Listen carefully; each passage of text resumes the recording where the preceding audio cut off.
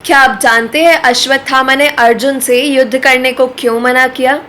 महाभारत कथा के अनुसार दूत में पराजित होने पर पांडवों को भी 12 वर्ष जंगल में तथा 13वां वर्ष अज्ञातवास में बिताना था।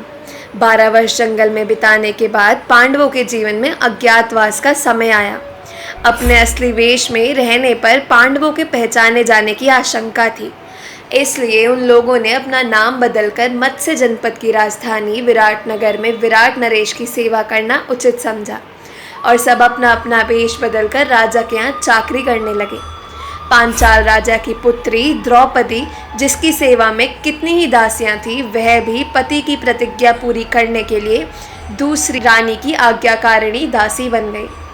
पांडवों को यह अज्ञातवास बड़ी सफलता से बिता रहे थे, लेकिन रानी का भाई कीचक द्रौपदी के साथ दुर्व्यवहार करने लगा।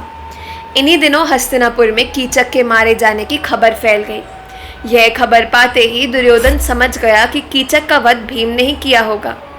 दुर्योधन ने राजसभा में अपना विचार प्रकट करते हुए कहा, पांडव शायद विराट के नगर में छिपे हैं, अतः हमें विराट नगर पर हमला कर देना चाहिए।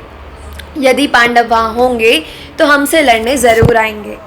यदि हम अज्ञातवास में की अवधि पूरी होने से पहले उनका पता कर ले तो शर्त के अनुसार पांडवों को 12 वर्ष और वनवास करना पड़ेगा। युधिष्ठिर की सलाह पर अर्जुन को छोड़कर बाकी पांडव विराट के साथ युद्ध में चले गए। विराट को सुशर्मा ने बंदी बना लिया।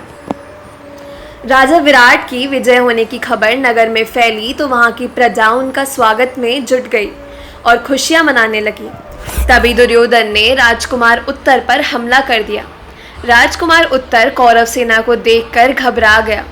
द्रौपदी के प्रस्ताव पर अर्जुन को उत्तर का सारथी बनाया गया था।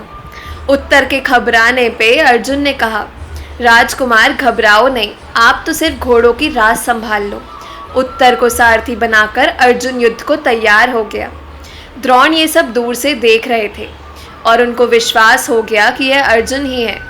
उन्होंने यह बात इशारे में भीष्म को बता दी।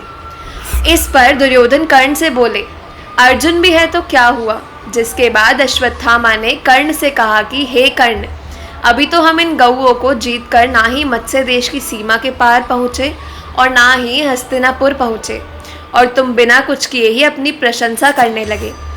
अनेक युद्धों को जीतकर, अनंत लक्ष्मी पाकर और शत्रुओं की विशाल सेना को परास्त करने के बाद भी विद्वान पुरुष अपनी प्रशंसा नहीं करते। हे कर्ण, जिन पांडवों का सब कुछ कपट में हर लिया गया, उनमें से किसी से तू द्वैरथ में कभी जीता है? इस प्रकार अश्वत्थामा ने अनेकों बातें दुर्योधन और कर्ण को कही। तुम लोगों ने पांडवों को इस प्रकार नष्ट करने की चेष्टा की है जैसे कोई लोभी चंदन के वृक्ष को काटता है।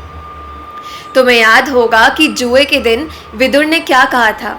उन्होंने कहा था कि इस जुए के कारण एक दिन कौरवों का विनाश होगा।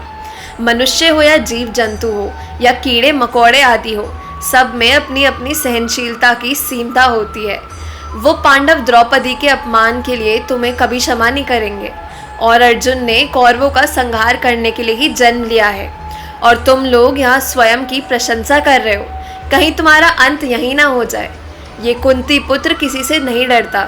अर्जुन तुमसे अधिक बलवान, इंद्र के समान धनुर्धारी तथा युद्ध में कृष्ण के समान योद्धा है।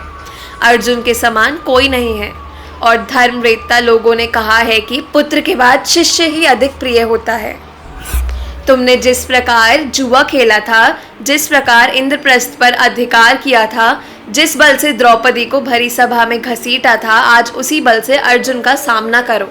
अर्थात जब तुम्हें उन अन्याय को करते हुए हमारे सहयोग की आवश्यकता नहीं थी, तो आज हमसे सहयोग की आशा क्यों रखते हो? हे दुर्योधन, तुम्हारा शकुनी मामा छल कपट से युद्ध करने वाला भी आज यहाँ अर्जुन से युद्ध करे।